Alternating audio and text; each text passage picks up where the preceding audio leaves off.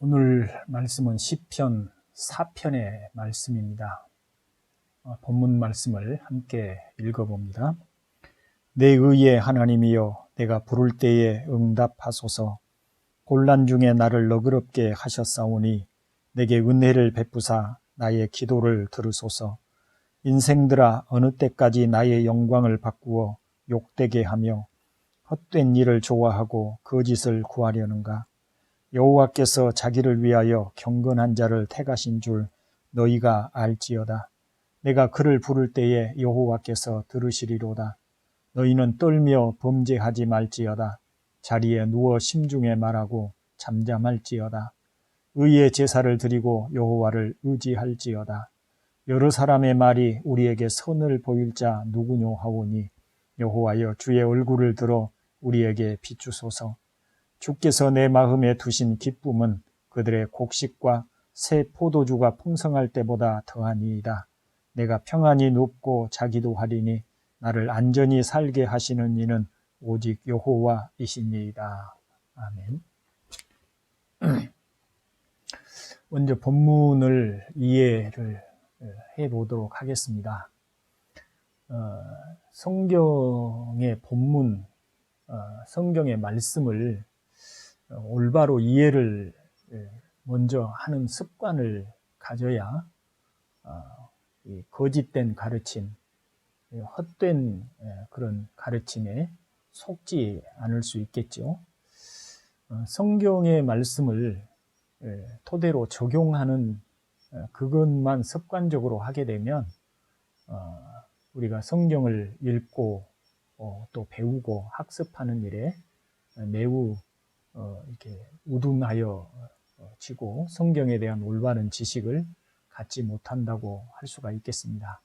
그래서 좀 힘들지만 성경을 자세히 읽고 또 그 성경 말씀의 의미들이 무슨 뜻인지를 살펴보는 공부가 필요합니다.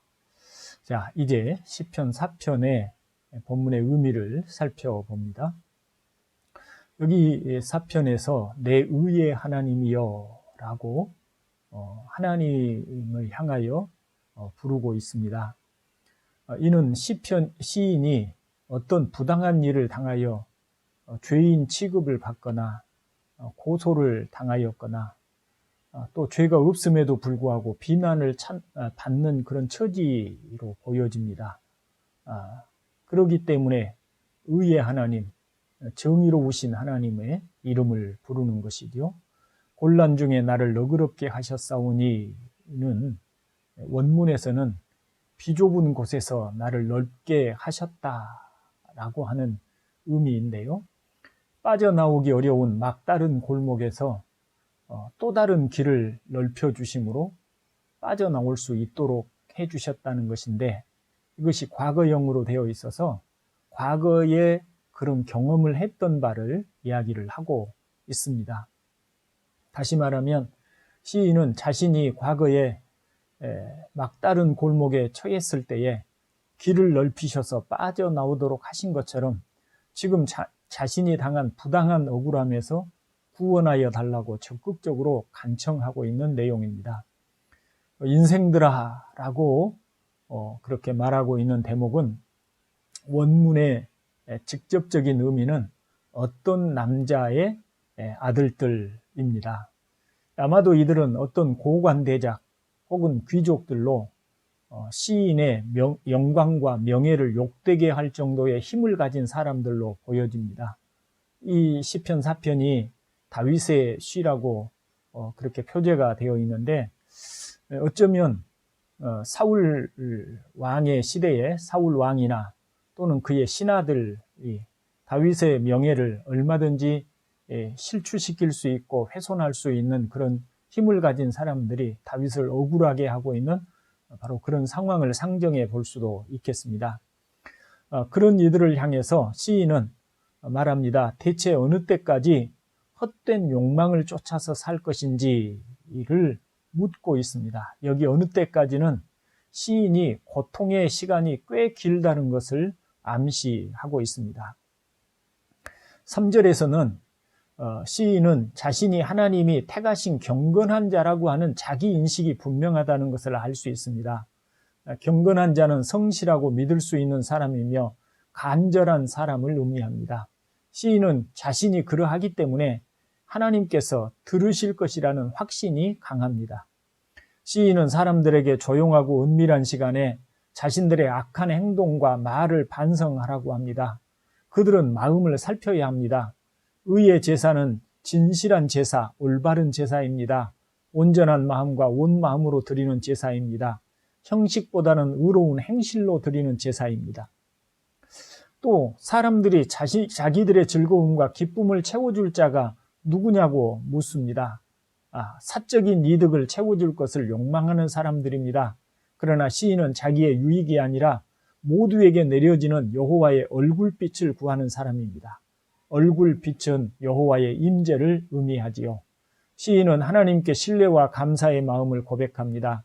당신이 더 큰 기쁨으로 내 마음을 채우셨습니다. 핵곡식과 새 포도주로 누릴 때보다 훨씬 더 큽니다. 라고 고백하고 감사의 고백으로 또 마무리를 하고 있습니다.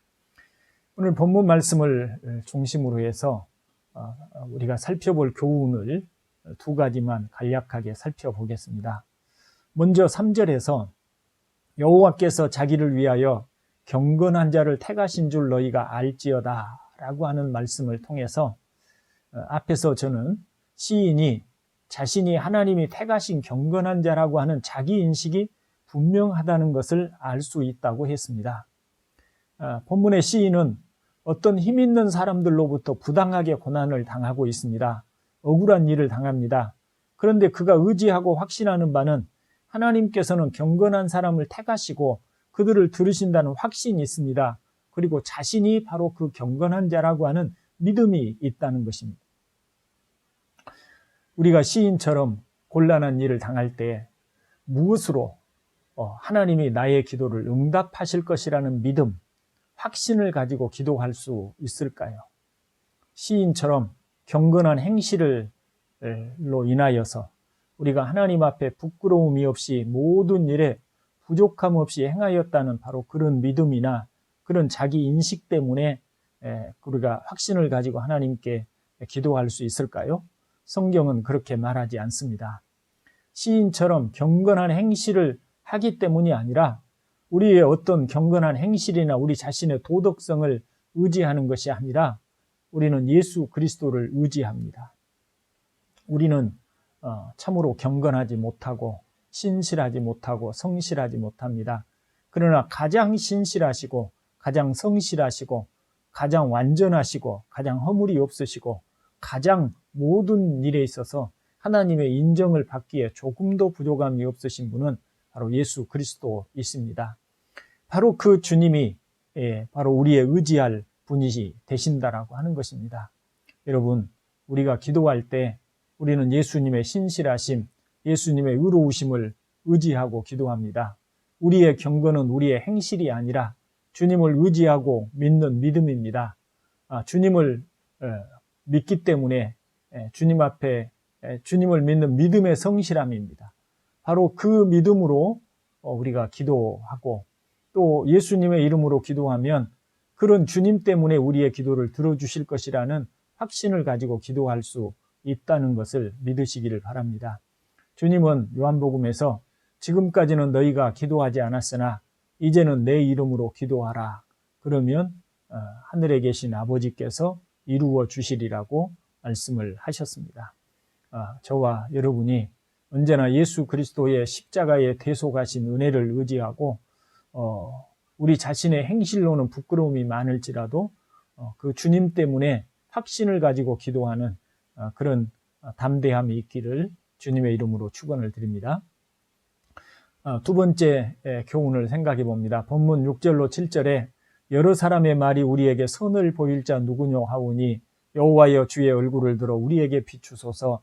주께서 내 마음에 두신 기쁨은 그들의 곡식과 새 포도주가 풍성할 때보다 더하니이다 라고 말씀을 하고 있습니다.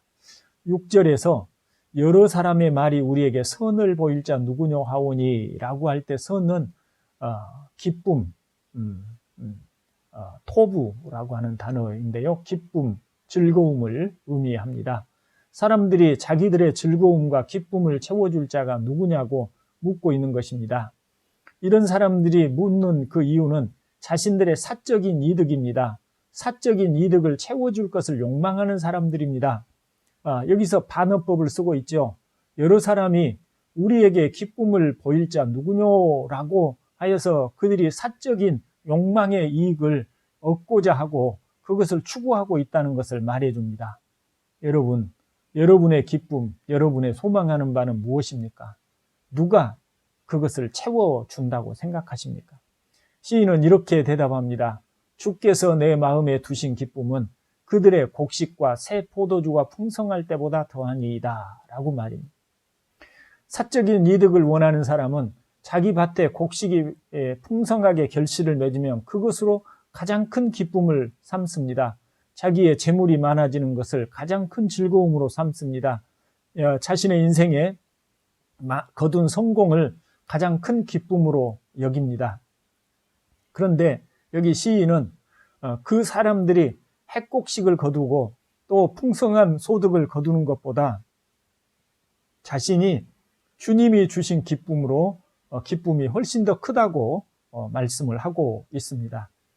이로써 이 사람이 왜 경건한 사람인지 알 수 있지요. 그가 정말 아무 흠도 없이 율법의 계명에 아무 부족함이 없이 다 온전히 순종했다는 것을 의미하는 것이 아님을 알 수 있죠. 그는 주님을 사랑하는 사람입니다. 주님께 기쁨을 구하는 사람입니다. 주님을 즐거워하고 기뻐하는 사람입니다.